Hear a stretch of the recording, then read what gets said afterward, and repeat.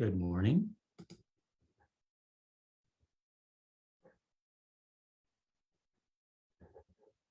Good morning, everyone. We'll get started in just a moment.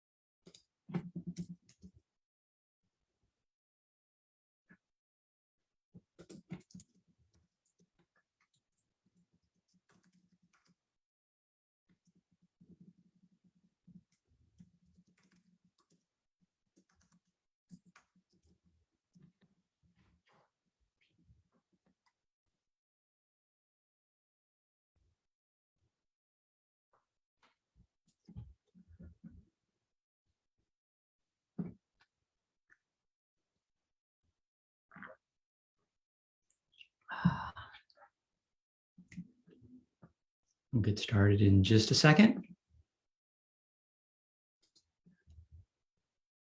If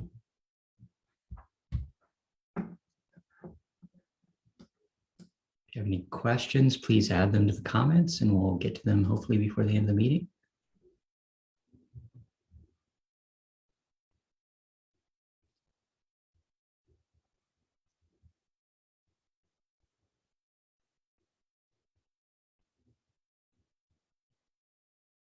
Okay.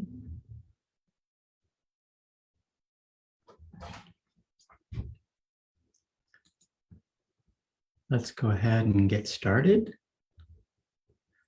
Welcome. Good morning. Welcome to my weekly office hours. This week's starting mural is part of actually the new park at the old AMD campus, right near Duane and Lawrence Expressway.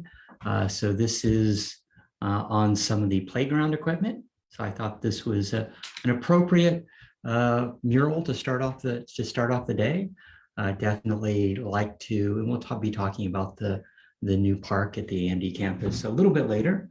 Happy to see that has finally opened up. And, you know, from a city standpoint, it's always great to be able to open up, you know, new parks from that standpoint. And, you know, opening up new open space, playgrounds, everything else that people really want to see is, you know, one of the best things that a city can do. You know, it's like having as much open space as possible for people to get out of their homes, you know, congregate, meet other people, and just enjoy nature as much as possible. And that's when one of my goals from initially getting on council, and we're slowly seeing, you know, that come to pass. So happy that that's happening in our city.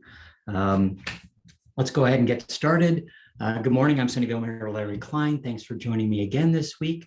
This is the 121st week of my weekly office hours, my virtual weekly office hours. You know, happy Friday. I hope everyone is doing well and staying healthy. We've now reached 844 days since the March 16, 2020 county health order started the shelter in place in an attempt to slow the spread of COVID-19. You know, over 2 years ago, I switched my weekly in-person coffee shop hours to these virtual live stream addresses and haven't missed a week since. And like today, I now follow up these live stream addresses with in-person meetings. So if you ever want to meet and talk with the mayor, you know, you can email me, council@larryklein.com, and ask to reserve 15 minutes or 30-minute time slot on my normal Friday morning office hours. And, you know, people still say they enjoy hearing from the mayor during these live stream addresses, you know, whether or not they watch it live or whether or not they watch it time delayed, sometimes a few days or a few weeks later, amazingly. But I still enjoy these weekly addresses. They allow me to take stock of over the last few weeks and provide you some general updates, answer some of your questions, of course, provide some general words of encouragement and tell you what's about to happen in the city. So, you know, lots of things happening, especially as we're entering summer. And so, you know, definitely this is good for me to get out the word on what might be happening in the city. So thanks for allowing me to continue to work for you and represent Sunnyvale at a county level, at a state level, at a national level. So let's go ahead and get started and talk about what's happened at the federal, state, county, and city level over the last 2 weeks. Last Tuesday evening, council met, and we first thing we did, we approved the utility rate increases for fiscal year 2022-2023, and that's for water, wastewater, solid waste. So the increases were 3% for water, 3% for wastewater, and 5% for solid waste and recycling. And ultimately, even though those were the general increases, the rates for and the total increase for a standard single family residence would be about $5.44 a month. So water would go up $4.79, wastewater would go up $1.67, and actually solid waste and recycling will go down $1.02. And that's all because we actually increase the rates on the companies, on basically commercial and retail more. And that's and also because so many people use food cycle, and as we're rolling that out, conceivably rates might continue to go down in the upcoming years. But so many single family residences are using food cycle that actually reduces the overall amount of garbage, the amount of water weight and everything going into landfill, which makes from a solid waste standpoint, that operation a little bit cheaper. And so, from a city standpoint, all these services that we provide, water, all these utility services, water, wastewater, solid waste and recycling, are all basically zero income. Yeah, there's a certain amount of reserves, and just to make sure that we deal with emergencies.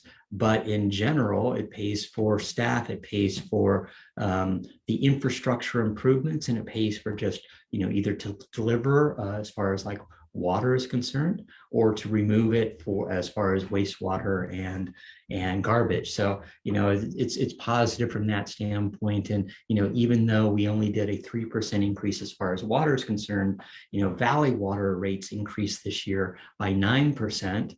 Luckily, we get our water from two different sources, SFPUC and Valley Water. But next year, Valley Water is supposed to increase, I think, by 15%. And similarly, Valley Water, 13.5%, and Valley Water is planning to increase by 15% next year. So we're able to bear a certain amount of that burden, especially with the increased inflation this year, but not something that we can do continuously. And then, but ultimately, we approved the rates for this fiscal year that just started on July 1st. And then another thing that we did that evening was we approved the El Camino Real specific plan. And it's taken about 5 years. Actually, we were close to having something approved at the beginning of COVID, but we actually had to put the brakes on that after some state laws made it so that developers really wouldn't have to follow what the specific plan was. And so we've made it a little more prescriptive. And then also, in order for a developer to actually ask for increased density, they need to be meeting some of those retail requirements. It's dealing with vision triangle or vision issues for making sure that developers aren't building large buildings right at the edge, because you have lots of single family home neighborhoods to the north and the south of El Camino, all those sorts of things that the new specific plan is actually very good about. So happy that we finally got that over across the border or across the goal line from that standpoint. And the meeting went to about 12:15 a.m. We postponed a few items which will be in our next meeting, and I'll be talking about those in a little bit later.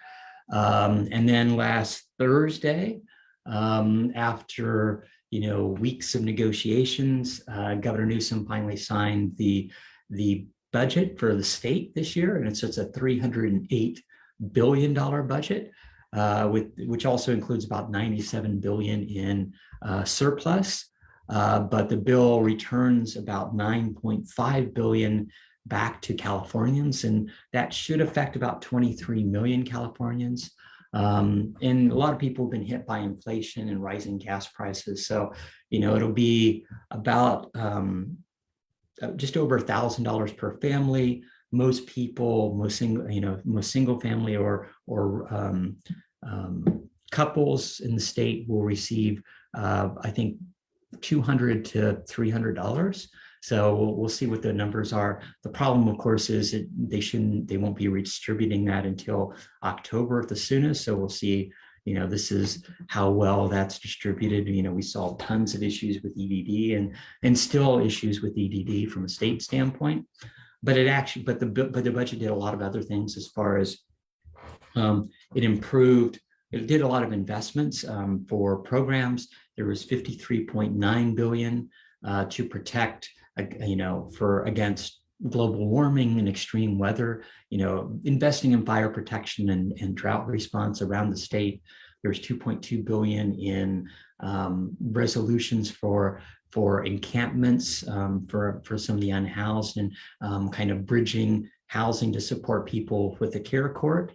There's $4.9 billion for investment in clean and reliable energy infrastructure. And, hopefully that will accelerate our clean energy. And then we're also launching the largest gun buyback program in the nation, and ultimately funding permanent programs for, smash and grab enforcement and retail theft, prevention, and then investing more support in the National Guard's drug interdiction program. So good from that standpoint, and, looking at education, it's another $175 billion towards education, which making sure that we have a good education system is critical for all Californians. And so that was positive. So lots of good things. We'll see how quickly, some of the new programs roll out and some of the investments go. But in general, I was happy with that. Some things missing that I would have liked to have seen, but that's part of the negotiations between the legislature and the governor.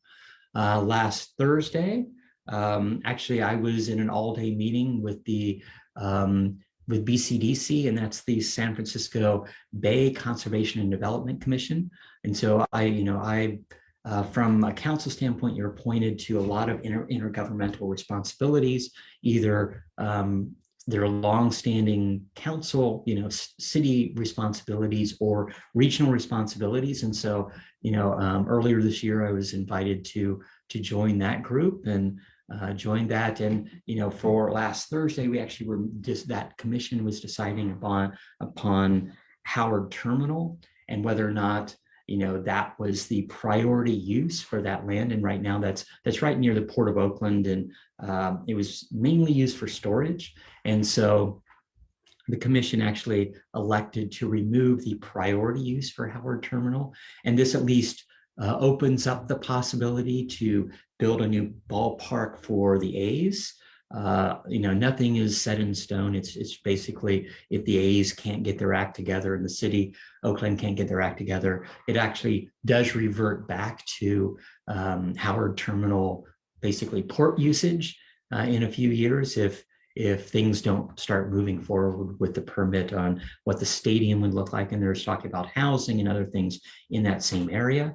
So we'll see how quickly that moves. We had a good number of speakers on both sides, but I think, keeping open that option for a new A's stadium is a positive thing for that city and kind of the region. And definitely, Oakland Mayor Libby Schaaf showed up and was there advocating for that. But we had, a good number of people on both sides, but ultimately, I think the commission did the right thing and, removed that permanent or basically priority use. And for storage, it's the port is not really immediately affected, but it's mainly storage of cargo containers. And so if they can be moved off site or moved onto site faster, a lot of that has to do with logistics. So I'm glad to see that moved forward. And then of course last weekend was July 4th weekend. Lots of people enjoying vacations. For those people who stayed in the area, lots of things going on. Saturday morning was the second annual Bloom Energy Stars and Strides run and walk. And so it was good to be there. I was there last year, and it was to honor, healthcare workers and nurses who've done such a fantastic job for the last few years, especially under COVID. But it also raised funds for Valley Medical Center Foundation, which helps, provide services to those that need it around the county. And so it was good to be out there for the run, and was that actually not too bad as far as the time is concerned. So happy to support people, but good to see, Sunnyvale residents and lots of other electeds out there. So thanks for all of you that joined, or those that joined virtually. And then Monday, of course, was July 4th. Lots of parades and parties all day long. I was at the Red, White, and Blue parade in San Jose, walking with Assemblymember Lowe, and which will be, officially our Assembly member at the end of the year or beginning of next year. But it was good to be out and celebrating July 4th. I'd walked with him several years ago, back just pre-COVID in 2019. And was happy to be back and supporting him. And this time he'll be our Assembly member. So good to see everyone there. And Rod Diridon, Senior, who's so well known for transportation. Of course, Diridon Station downtown San Jose. He was the Grand Marshal, so it was good to see him also. And then on Tuesday of this week, the fences actually came down at the new park in Sunnyvale. So it's a 6.5 acre park at the old AMD campus, and that's right where, right near Duane, I think, and where Duane meets Lawrence Expressway. So it's just west of Lawrence Expressway. The street is Indian Wells, and so the grand opening will be at the end of this month, but it's open now. Lots of families and pets are already enjoying that. So lots of good features. They have an all access playground, which, much like the Magical Bridge playground, it has a lot of features that are for people of all abilities. And it has, ping pong, but it kept all the redwood trees. It has, large and small dog park. And so that's fenced areas for people with pets. And just open green space. So picnic areas, but everything was keeping the redwoods that have been there for so many years. And so happy to maintain those trees, and it feels, very secluded as you're walking through certain portions of that area. So if you get a chance, go visit. And as we get closer to the grand opening, I'll have more information as far as that's concerned. And then on Wednesday evening, our summer music series began again on Murphy Avenue. And so this was, much like it used to be, so a good number of people there on Murphy Avenue. It's for 8 weeks this year, all of July and August. So it starts at 6 p.m. and it's rock on Wednesday nights. And we'll be having jazz starting tomorrow night. But good to see so many people out enjoying the good weather, enjoying the music. The first band was First Call, rather appropriate, but I think next week's is a longtime favorite, Groove Foundation. And so definitely if you get a chance, come out and enjoy the fun. I heard from lots of people that were there that enjoyed it, and a good number of people like, oh, we forgot, we hadn't heard that it had started already. So it's for the next 7 weeks until the end of August. So go enjoy that. Let's go ahead and get to our weekly COVID numbers.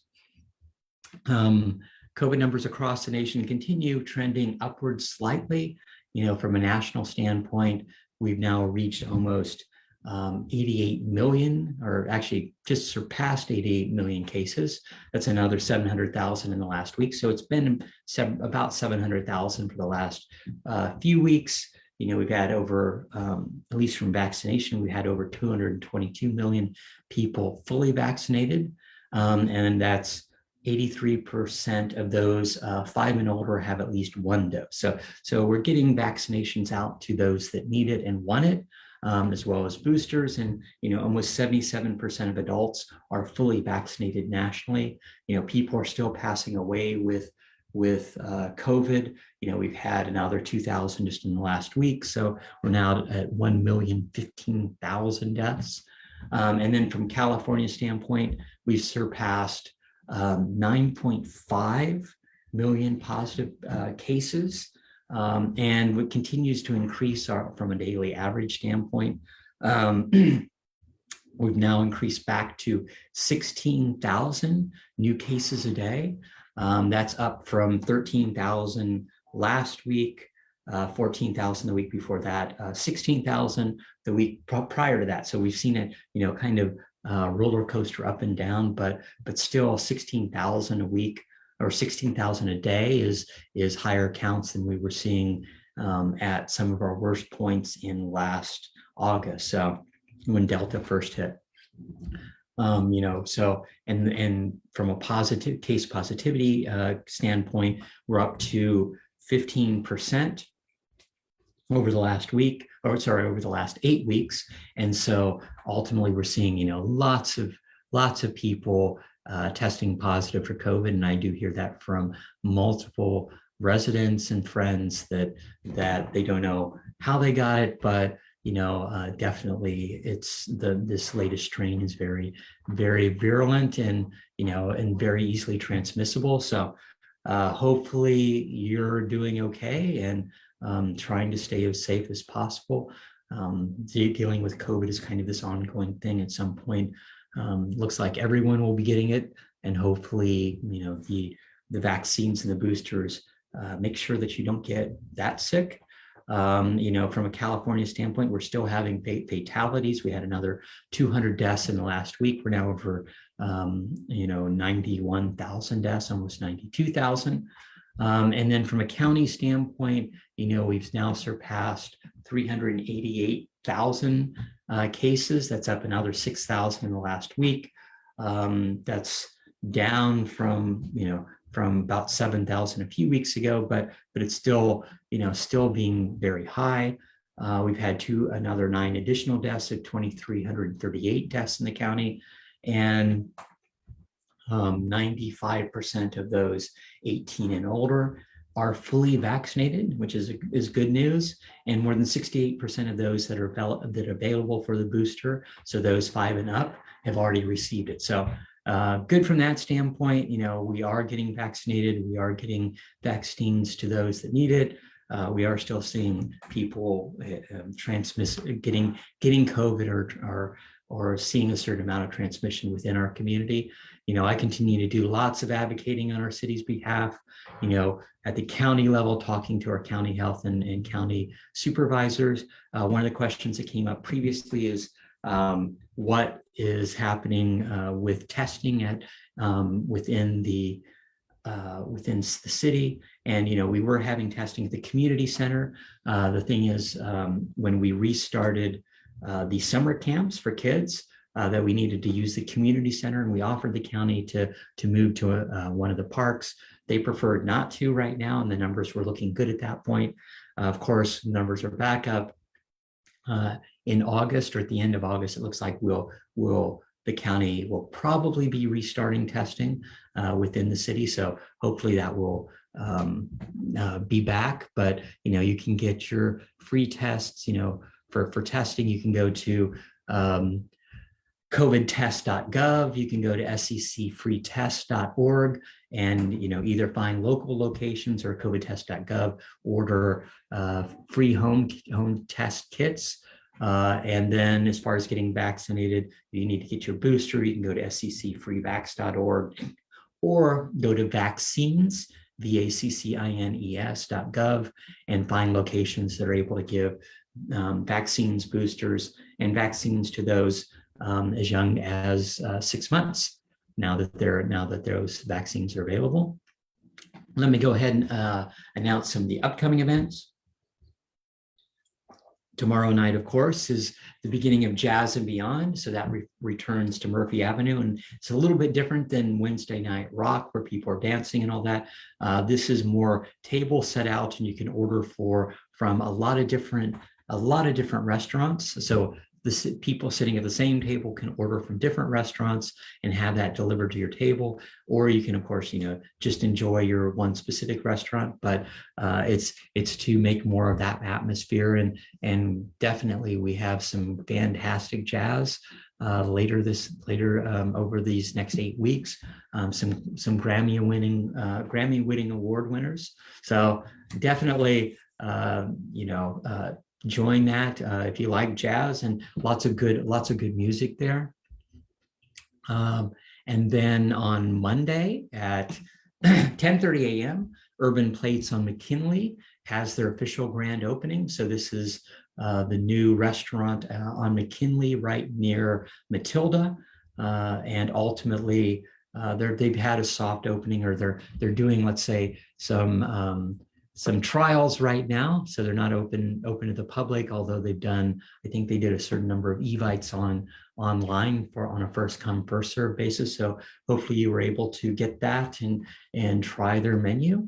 But officially they're open on Monday. So if you want to kick off your week with a new restaurant, Urban Plates is the place to come. And then on Monday night, so I published this earlier this week, there will be actually a county vector spraying, in around Sunnyvale and Santa Clara. So mosquitoes with West Nile virus were discovered, and it's the spraying is centered around Ajax Way and Joshua Way. That's right near Evelyn and Wolf Road. So basically the southeast corner of Evelyn and Wolf. So that's the center area, and northbound. So they'll be spraying, and this will be by truck, but this will be spraying the north it's kind of an oval area, so that the streets aren't perfect, but it's on the north, Maud Avenue and Stewart Avenue. On the south, it's just north of Fremont Avenue. On the west, it's Matilda, or just a little bit east of Matilda, and on the east, it's Lawrence Expressway. So that's the general square, although it's a little more oval and slightly inward, but that's the general area. And, you don't need to relocate for the treatment. In general, the spray that they're using is safe, but the treatment doesn't pose, it poses, minimal risk to people, pets, animals, and the environment. Those who want to take extra precautions, there are things that you can do. Keep your family and pets inside. And so the spraying starts at 10 p.m. And it goes on for about 3 hours. But keep your pets inside that evening. Keep your windows and doors shut after 10 p.m. And ultimately by sunrise, the insecticide will break down with the sunlight.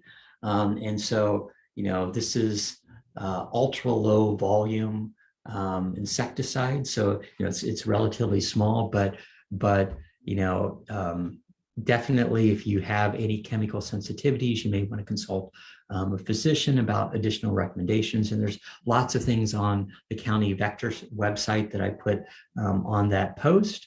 But ultimately, from a West Nile virus, the best thing you can do is make sure that you don't have standing water, and especially while we're in a drought, making sure that people aren't overwatering, that there isn't water pooling around the city is the best thing you can do to prevent mosquitoes. And so I'll have a few other comments later on some of the questions that come up. Our next council meeting is July 12th, so next Tuesday. And so council will receive the polling results for the real property transfer tax, and then we'll provide direction to staff on next steps for a possible ballot measure. And so we need to finalize all ballot wording by the end of the month to pass it on to the county registrar. So right now, from a property transfer tax, when a property is transferred, there's $1.10 taken for every $1,000 in sales. And of that $1.10, 55 cents goes to the city and 55 cents goes to the county. And lots of other cities around us actually have additional property tax transfer taxes that they impose, that they've had for years. Palo Alto, Mountain View, to name just a few. San Jose implemented that about a year and a half ago. And so ultimately, this is only when the property is transferred. And council will be looking at several things. One is whether or not to put a basically $7.50 transfer tax for every 1,000 for sales over 3 million. And so one of the things that council was very clear about when we started this polling is not to hit, the majority of residential. We don't want to affect that as much as possible, but focusing on the transfer of large properties and trying to make sure that they're providing appropriate services and helping, in those funds that conceivably a property tax transfer tax would go to the general fund. And so it could be used for lots of different programs, and no specific earmarks, but there's lots of things that we'd like to get done from a city standpoint. And so, for like a $3 million property, that $7.50 would be about $22,000. So it would add a little bit to the property, but there's lots of uses from a city standpoint, and it would bring in, somewhere between 5 and 10 or even more, depending upon whether or not we just do properties over 3 million or have a sliding scale of properties over 3 million, or 3 to 5 million, 5 to 10 million, and over 10 million. So whether or not it's a sliding scale from that standpoint. So we'll see how council decides on that. And then we'll also reconsider the selection of a name for the new city park located at the old AMD campus that we were just talking about. The 4 names recommended by the Parks and Recreation Commission were Arquez Park, Duane Park, Manzanita Park, and Redwood Park.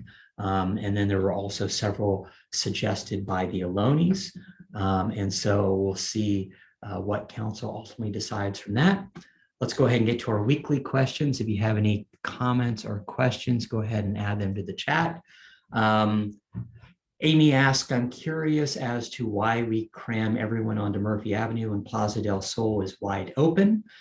So this is mainly because, it's tradition that's been on Murphy Avenue, but the Sunnyvale Downtown Association is the one who organizes this. The city is a partner and lots of other businesses are partners, but its main goal is to highlight that historic Murphy Avenue is there and bring people down. And so it moves to several locations along Murphy Avenue, but it also, usually adds 1 or 2 locations at Plaza del Sol to kind of spread the wealth around and make it easier for different locations. But ultimately, that is the main goal for bringing people downtown. And if it got bigger, I'm assuming that might be the permanent location, but especially jazz on Saturday nights is one thing. Having a large crowd on Wednesdays really does bring in people from Sunnyvale and surrounding cities to enjoy the music in their lawn chairs or up and dancing or whatever. So it's actually good from that standpoint, and businesses have a very brisk business. Alejandra asked, if the mosquito abatement means that we are at risk now, what should we be doing? Thanks. So what should we be doing in the meanwhile? Well, the one thing you can do is try to prevent standing water in your community, and that's where mosquitoes breed. As far as, it's like, so you can go to valleywater.org and report any water wasting or water, pooling in different neighborhoods that you might see. One of the things that and there's suggestions on that website on how to prevent, or on the Vector website, the county Vector website, on make sure that what you can do to make sure that there are no mosquitoes. As far as personally protecting yourself, you can limit outdoor activities during dusk and dawn. That's when most mosquito bites happen, and mosquitoes conceivably are are out there. And one thing you can do is, if you have to go out, remember to wear long sleeve shirts and long pants, preferably light colors. And supposedly that all helps make sure that you don't get bit by mosquitoes. And then, of course, Joseph asked, what are the health issues with West Nile virus? And, ultimately, West Nile virus does not cause symptoms in most people. However, there are some people that if they get West Nile virus, it causes fever, it causes headaches, body aches, even in severe cases, neurological damage or even death. And so, definitely adults older than 50 years of age, and people with chronic conditions like diabetes, high blood pressure, cancer, kidney disease are most likely at risk for serious complications with West Nile virus. So whatever you can do, as I was saying earlier, to prevent,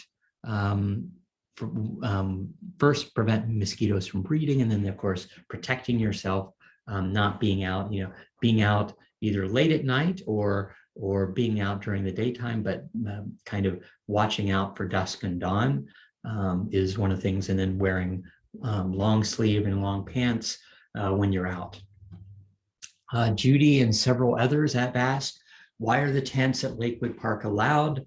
It's growing and growing. If you can't move them out, at least move them out of the picnic area. And so, yeah, Judy, we've been working with this for a while. I've been working with, the city staff, and city staff has looked at multiple solutions. They work with Home First to continue to evaluate what's happening at Lakewood Park and several of the other homeless encampments around the city. Officially, we can't move them, can't move the unhoused unless we have transitional or permanent housing available to them. So, that was one of the things that we've been working through Home First and paying them to go out to the encampments, establish those relationships to encourage participation into programs available to support them in obtaining real services through the County of Santa Clara. And Abode, and Abode does mental health services for those in need. The Santa Clara County is, in control of shelters and transitional housing. You can talk to Supervisor Lee, of course, for assistance from a county. The county has lots of resources focused on health services and housing. One of the things, Sunnyvale has a shelter here with 175 beds, but it's for people from around the county. It's like, Sunnyvale doesn't get priority service as far as that shelter is concerned. I really wish that was the case. And, the city is actually looking at, our partnership with Home First ultimately looks at conceivably reserving a certain number of beds in some of the shelters so that we can move some of these people in. But officially, we can't sweep, and we see cities that sweep the unhoused, so unhoused encampments away. We help, we help clean up around that area, and we do as much as we can to try to get them the appropriate services and get them into the county programs that will get them placement. But officially, it's very expensive to start housing them, and it's not something that we can do permanently. So, this is if we had lots of money, and you talk about things that we might be able to do with the property transfer tax, that's another thing that we might be able to put funding towards. So lots of different ideas that people had as far as utilizing additional funds from a city standpoint. But it always goes back to budget, and permanent housing is very expensive, and that's one of the things why we continue to make sure that we add additional housing. So working with our nonprofit affordable housing. So right now we have 90 units being built on city-owned property at Matilda in Iowa. Mid-Penn is currently in the process of building more than 100 units right near Lawrence Station. Orchard, right near Orchard Park. First Community Housing is currently working on housing there. So lots going on in the city. It's just from an unhoused standpoint, from a homeless standpoint, we can't house everyone as quickly as we can. And working through, Sunnyvale Community Services, downtown streets, and Home First, trying to make sure that we get them the appropriate county, support that really is there, because the county has lots of money that they spend on this, and we were able to put some of the unhoused when we had, when it was costing the city money, when in the middle of renovations for Fair Oaks Park, that we basically housed some of the unhoused at one of the local hotels. The county took that over, and once the county started taking that over, thanks to Supervisor Lee pushing the county, they actually found housing for a lot of those people. So things were a little bit better as far as that's concerned. Kim asked, I've been in the city of Sunnyvale. I've been on the city of Sunnyvale's list to remove my horrible liquid amber tree for 3.5 years. The program has not been funded due to COVID. It's a horrible, messy tree. The prickly balls are a hazard to pedestrians and bicycles. The roots have taken up my entire front yard. It's disheartening to see so much money allocated despite COVID for new parks and city construction, but nothing directly to assist citizens in need. So Kim, I totally understand your concern. And the liquid amber replacement program was put on hold during COVID, and it's a slow process to slowly replace our trees. I have similar issues in our house. We have liquid ambers, and definitely it was a bad choice many years ago when liquid ambers were installed. We actually have to have our sewage cleaned out, because the root system that the liquid ambers are really bad about. They get into the sewers, but it's hard to replace a lot of trees, especially during drought, because they need so much water in the first few years. My guess is that the program will probably be restarted next year. That's one of the reasons for, that conceivably a real property transfer tax gives us those additional funds to fund those sorts of programs.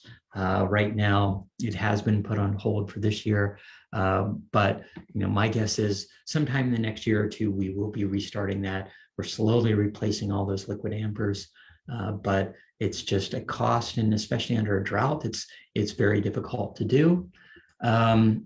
Coco asked, I was wondering if there can be an agreement with the Washington Pool that can allow families that use the bathroom during the Sunnyvale Reads Family Fun Nights this summer.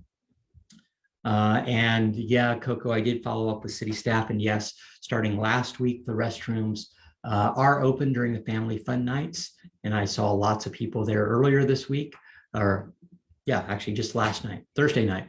And we still have another few weeks. I think it's about 5 more weeks left on the Family Fun Nights. So we have lots of things that are still there. I think last night was puppets, but we have lion dancers and I think magicians coming up. So lots of good things, but that's at 7 p.m. at Washington Park on Thursday nights for the next few weeks.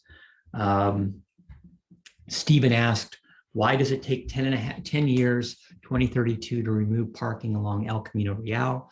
And this is, the ongoing infrastructure projects. We have lots of, we have millions of unfunded projects that are part of our active transportation plan, whether or not that's curb cuts to make sure that all the corner, basically sidewalks are ADA compliant at the corners, or lots of bike infrastructure changes that we want around the city. We do multiple millions of dollars every year. We apply for grants and advocate, I advocate for funding. So last year we got the Evelyn Trail, and that was, I think, 3.3 million that Senator Becker was able to give us. This year, it looks like we're getting 3 million from federal budget for our portion of the Stevens Creek Trail. I met with Ro Khanna earlier this week, and so as far as El Camino Real, it's difficult from several things, mainly because Caltrans, it's a state highway, so Caltrans runs the majority of that. They're the ones who maintain it, repave it. So normally we would get grants, and then what we're planning to do from that redevelopment is, as developers come in and redevelop certain sites, they either put money into a fund to redevelop the area in front of their property, to restripe that and pay for, ultimately putting in those bike lanes, or, ultimately from a long standpoint, we'll get a certain amount of funding from grant standpoints to do other portions, but it's a slow process. It takes a while to get, government moves slow, especially when there's lots of jurisdictional issues, and El Camino Real is a perfect example of that. Hopefully we can get more bike lanes along that corridor and connect up to what's being planned in other cities. So, other cities have done similar planning. It's just a slow process to get those implemented. Jennifer asked last week, is there anything you can do to stop people setting off fireworks? Ultimately, what can we do? So there were lots of fireworks last weekend, as usual. Didn't seem to be as bad as in previous years, I'll say, but the public safety non-emergency number is always your best option. Don't call 911. 911 is for emergencies, but call 408-730-7180, our non-emergency number. And not if you just hear fireworks, but if you actually know where they're being set off, and you can actually direct the dispatcher to a specific location where they can actually deal with the people.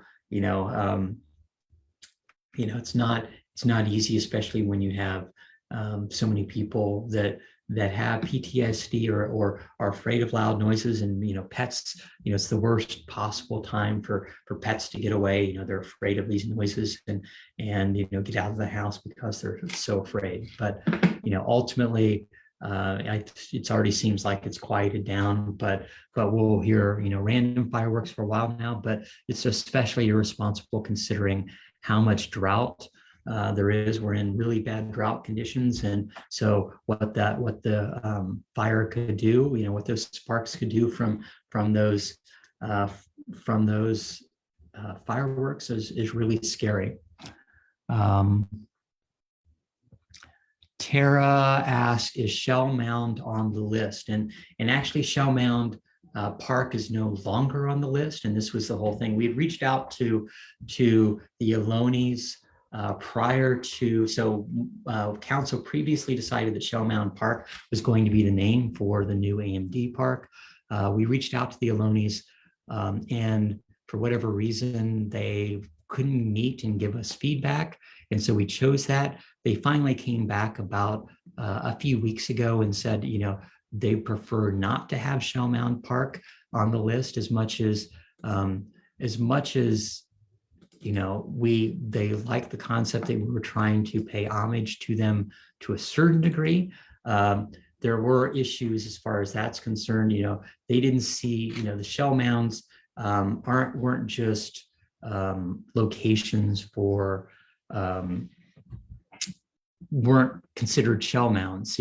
Ultimately, they thought, they expressed that the name Shell Mound Park was basically they had issues with it because it was also not just shell mounds, but conceivably a cemetery area. And so that was the biggest question, whether or not they're considered mortuary areas also. And so ultimately, it was in our best interest. I thought that the city staff made the decision that yes, we won't, for the sake of the Ohlone and paying homage to them, it would not be correct to name them, Shell Mound Park. And so we'll have multiple other names available, and so from a naming standpoint, they've suggested several names, and we'll see what council decides next week. Let's see, any other questions? No.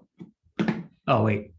How long before 3 million is AMI? Oh, so I guess it's how long. So it would be, so what city council or what we're looking at doing is conceivably doing a ballot measure, which if it passes in November, so it would be a ballot measure in November, it would immediately go into effect, so that my guess is it most likely before after the election is ultimately confirmed by the county registrar. So probably January 1st of 2023. And so that would be 3 million or above any property sold above 3 million, depending upon what council's direction is, or whether or not we even put anything on the ballot, which isn't a fait accompli yet. So we'll see what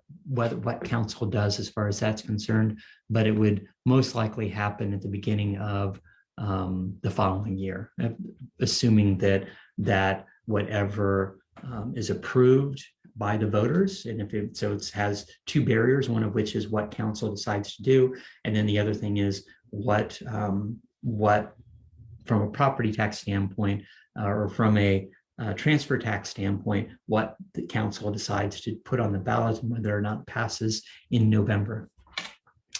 And I think that is it. So let's go ahead and wrap up. Thanks for joining me again this week. These are definitely uncertain times. Lots of people still getting COVID, and there's still lots of stress and concern on a daily basis. But I want you to know that no matter what our challenges we have, we face them together.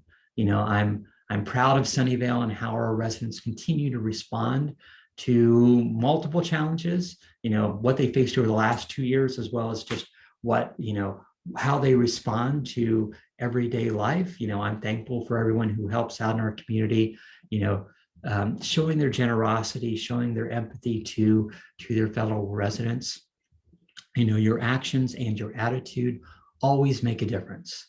Sunnyvale will emerge from this as a stronger community. We're in this together, and we will get through this together. Thanks for listening. Have a wonderful weekend.